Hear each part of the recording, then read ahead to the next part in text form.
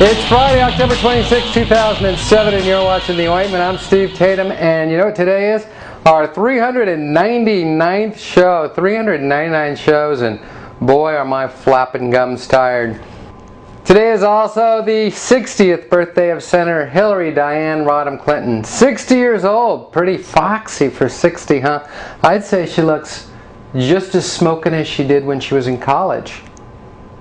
Fridays here on the show, I take a look back at some of my favorite stories from the past week, and here they are. Our top story, President Bush is requesting $42 billion more to wage war in Iraq. Harry Reid, the majority leader of the Senate, says that it's not going to be a rubber stamp approval process.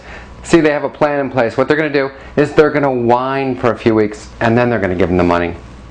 I don't know about in your house, but in my house, if you break your toys, you don't get an increase in your allowance. You have to pay for it yourself.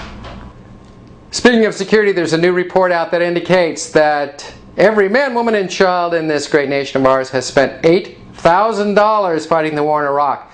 At the Tatham household, we have 4 people. That's $32K. For $32K, we could have had this Mercedes, but we're much happier knowing that for our $32,000 of hard-earned cash, we have darkened the savage streets of Baghdad with infidels' blood. Speaking of taxpayer money, the Cato Institute has done a study to find out who the biggest spenders were of all recent presidents. And the winner, the biggest spender in the last 4 decades, George W. Bush, who has increased his spending more than 5% a year. But look at all he has to show for it. In entertainment news, First Lady Laura Bush entertained 2 contestants from Project Runway, Baghdad edition. France's leader Nicolas Sarkozy is taking an unusual tack for a French leader. He's doing what others have not done, and before he begins dating again, he's actually going to get a divorce from his wife.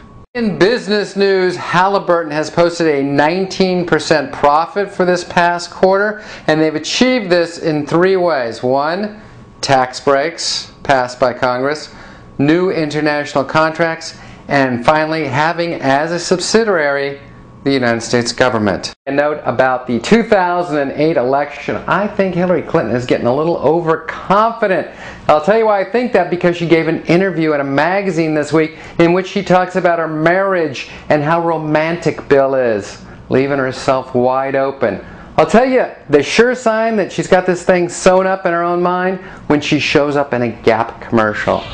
And finally, I wrap up each week with my news quiz question. Today's question is about Senator Barack Obama. He's, of course, running for President of the United States.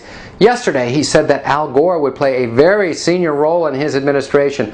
Why did Obama say this about Gore? A, he's hoping some of that Gore magic wears off on him, just like it did when Gore endorsed President Howard Dean.